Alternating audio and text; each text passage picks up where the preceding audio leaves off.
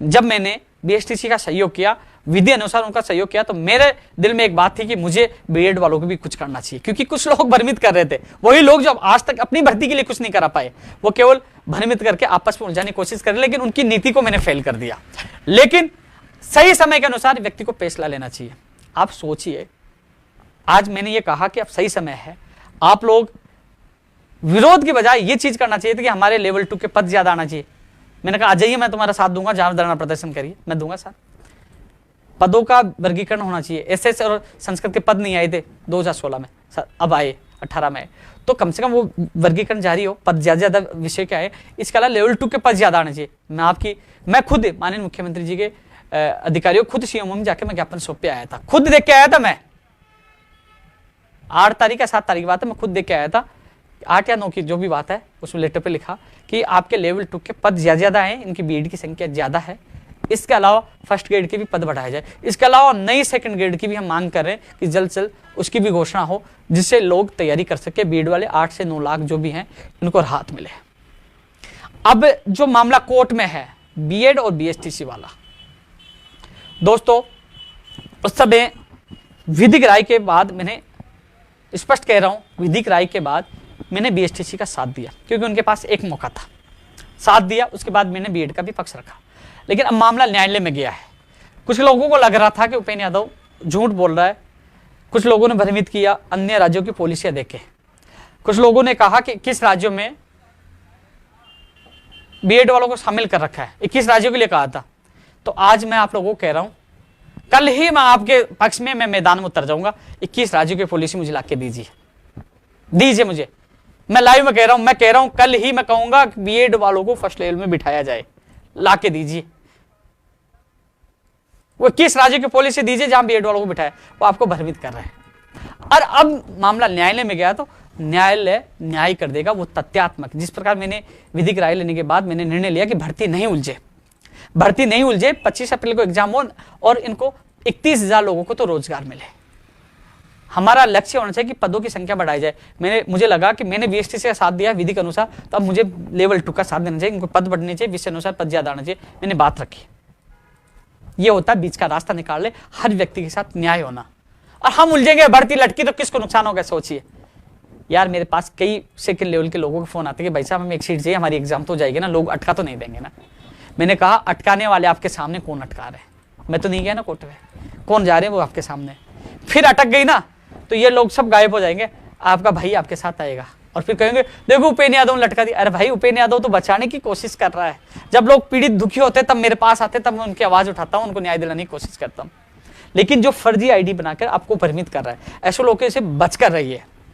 और जो न्यायालय में जो सुनवाई है 19-20 जो भी है, जो तैयारी लेवल फर्स्ट, मैं लेवल 2 वालों को कह दिया आप तैयारी करिए, 25 की दीजिए, आपकी सेकंड ग्रेड फर्स्ट ग्रेड भी आएगी। मैं विश्वास दिलाता हूं, मैं आपके लिए जो करना मैं करूंगा आपकी वैकेंसी के लिए, और आपकी वैकेंसी आएगी, आपको तीनों जगह मौका मिलेगा। आप लोग, क्योंकि अब न्यायालय में चला गया मामला, ठीक है ना। अब आप लोग सोशल मीडिया हम देखते रहते क्या हो रहा है, लोग वीडियो डालते बिग ब्रेकिंग न्यूज, ये लोग झूठ बोलते 21 राज्यों में फलाने में शामिल कर लिया, वो कर लिया। आपका दिमाग खराब होता है। जैसे व्याख्याता में हुआ कि तारीख बढ़ गई, बिग ब्रेकिंग न्यूज, लोग उस समय क्या स्थिति। इसलिए उन चीजों को छोड़िए, सोशल मीडिया को छोड़िए, आप अपने टारगेट पे तैयारी करिए। 25 अप्रैल को हमें एग्जाम देना, उस पर आप तैयारी करिए। लेवल फर्स्ट वालों को कहना चाहूंगा, आप भी तैयारी करिए। न्यायालय पे आप विश्वास करो, न्याय होगा, तैयारी करिए। हालांकि ये भर्ती कोर्ट में नहीं उलझे, ये भर्ती कोर्ट में नहीं उलझे, इसके लिए सरकार की तरफ से कैबिनेट लगाई गई थी। मैंने पूरी बात मजबूती से रखी थी। 29 तारीख को जब मेरी मीटिंग हुई, उसके बाद भी लगातार मेरी अधिकारियों से मीटिंग हुई है, बात हुई है। और एक अच्छी चीज निकल के आई है, मैंने निवेदन किया कि 31,000 लोगों को नुकसान नहीं हो, भर्ती नहीं अटके। इस भर्ती में कोर्ट में जब सुनवाई हो तो एडवोकेट जनरल को उतारा जाए, और हमारे निवेदन को स्वीकारा गया है। इसके लिए माननीय मुख्यमंत्री जी का बहुत बहुत धन्यवाद। एडवोकेट जनरल साहब पैरवी करेंगे कि भर्ती कोर्ट में नहीं अटके और फालतू लोगों को नुकसान नहीं हो। जो लोग मंशा है उनकी कि भर्ती को अटकाना चाहते, उनकी मंशा नाकामयाब हो। कोर्ट में क्या निर्णय होगा ये भविष्य के गर्भ में है, लेकिन इतना जरूर हो सकता है। अब एक चीज है कंसीडर, जो हिंदी में लिखा गया है एनसीटी में, विचार किया जाए, विचार किया जाए। हम गूगल पे भी डालते हैं, आप लोग मेरे बीएड के जो मेरे भाई बहन है उनसे मैं कहूंगा आप गूगल पे जाकर आप डालिए, कंसीडर को डालिए, उसका अर्थ देखिए, सोचना समझना यह है। ऐसा नहीं अनिवार्य ले लिया जाए, कंसीडर का होता है कि कई बार, अभी मैं बता दूं, स्कूल व्याख्याता है, उसमें अपेयरिंग वालों कोर्ट में गए थे, तो उसने कहा कि इनको कंसीडर किया जाए। कई भर्तियों में कहा जाता, कई अपेयरिंग वालों कई भर्तियों में कहा जाता है, हमारे 18 में कहा था कि इनको कंसीडर किया जाए, जो जजमेंट आता है इनको कंसीडर किया जाए, ये नहीं कहा जाता कि इनको फाइनल लिया जाए। आज उनको अपेयरिंग वालों को नहीं ले रहे, 2018 वालों को नहीं ले रहे, केवल उनको शामिल करने के लिए कहा था, ना कि ये कहा था उनको लिया जाए। कंसीडर का अनिवार्य नहीं है। और जो कोर्ट में देखना आपके सामने निर्णय आएगा, ज्यादा से ज्यादा कोर्ट ये कह सकता है कि इनको शामिल किया जाए। जैसे हरियाणा में भी कहा, बताया, मैंने देखा नहीं हरियाणा के, किसी ने कहा कि वहां शामिल करने के लिए कह दिया, तो वो बिठा सकते हैं। मान लो परीक्षा में बिठा दिया, बिठा भी दिया, तो अब रीट के प्रमाण पत्र में पढ़ ले, विज्ञप्ति में या प्रमाण पत्र में कहीं देख लीजिए, लिखा हुआ है कि ये प्रमाण पत्र या वो शिक्षक बनने का अधिकार नहीं है, तो बिठा सकते हैं। मान लीजिए कोर्ट कह दिया कि ये गए याचिकाकर्ता को, चलो बिठा दो एग्जाम में, ये भी फैसला हो सकता है। लेकिन ये नहीं हो सकता है मान लीजिए कि उनको लिया जाए, क्योंकि जो कंसीडर का अर्थ आप गूगल पे सर्च करिए, आपको पता लग जाएगा। इसके अलावा जो किस राज्य वाली बात बता रहे, पुलिस ले, मैं साथ दूंगा, कह रहा हूं ले, लेकिन ये लोगों को भ्रमित किया गया धीरे धीरे, क्योंकि मैं जो बात कहता हूं 9 साल से कहता आ रहा हूं, वो सच और फैक्ट के साथ कहता हूं, धीरे धीरे सच्चाई आपके सामने आएगी। लेकिन ये जरूर कह दूं कि मेरा लक्ष्य है कि ये भर्ती कोर्ट में नहीं अटके और 31,000 बेरोजगारों को समय पर रोजगार मिले, इसके लिए मैं जी जान से प्रयास करूंगा। और जो मुझे कहना था, जो लोग चैलेंज दे रहे, नए नए पैतरे खेल रहे,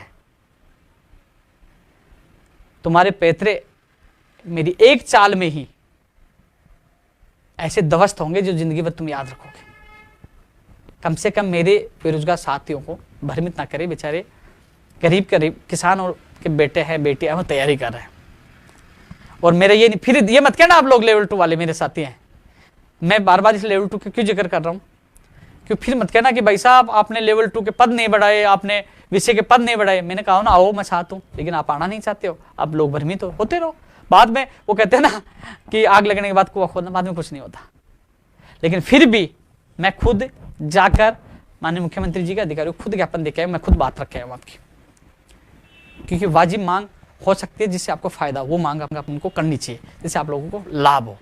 अब न्यायालय में क्या फैसला होता है, वो अभी लोगों ने याचिका लगा दी, सोशल मीडिया पे देख रहा हूं कि 3-4 याचिकाएं लग चुकी है। लेकिन अच्छी बात यह है कि एडवोकेट जनरल साहब भी आ रहे हैं, लोगों ने बड़े बड़े वकील किए हैं, और मेरा तो सब लोगों को ये कहना चाहूंगा कि आप लोगों का टारगेट 25 अप्रैल को मानकर तैयारी करिए। आप लोग सोशल मीडिया पे उलझे रहोगे तो तैयारी नहीं कर पाओगे, तैयारी नहीं कर पाओगे तो भविष्य खराब हो जाएगा। इसलिए इंतजार करिए, होने वाली सुनवाई में जो होगा पता लग जाएगा। लेकिन इसमें न्याय होगा, अन्याय नहीं होगा, नियमों के अनुसार होगा, जो नियमों में है। मैं भी कह दूं कि साहब 50 यह है कि 25 राज्यों में बोले ऐसा है, तो 25 राज्यों में कहने से थोड़ी होगा, वहां तो यार तथ्य चलेंगे। वहां तो वो बोले कि उस हाई कोर्ट का फैसला है, सुप्रीम कोर्ट का वो फैसला है, सारे, क्योंकि न्यायाधीश होता है, सारे तथ्य, सारे जजमेंट सब देखने के बाद, सब वो तथ्यात्मक वो सारी चीजों का जजमेंट, वो डिसीजन करते हैं। ऐसे तो राजेश मीणा का भी 2012 में फैसला आया था, यही जयपुर हाई कोर्ट का, कि वो भी आप पढ़ लेना। लेकिन यही है, अब न्यायालय के पाले में है, लेकिन न्याय होगा। जहां तक मुझे मानना है कि कंसिडर, यानी कि केवल एग्जाम तक बिठाने तक शामिल कर लिया जाए, या फिर मामला डीबी में गया, सुप्रीम कोर्ट में भी इन लोगों को जाना पड़ जाए, लेकिन नियमानुसार होगा। दूसरी बात, एनसीटी कह रहे कि एनसीटी के नियमों की उल्लंघना की गई है, यानी कि उनका पालना नहीं की गई। एनसीटी का रूल से भी है कि 1 साल में 2 बार एग्जाम हो, एनसीटी का नियम है पात्रता आजीवन हो, कई चीजें हैं।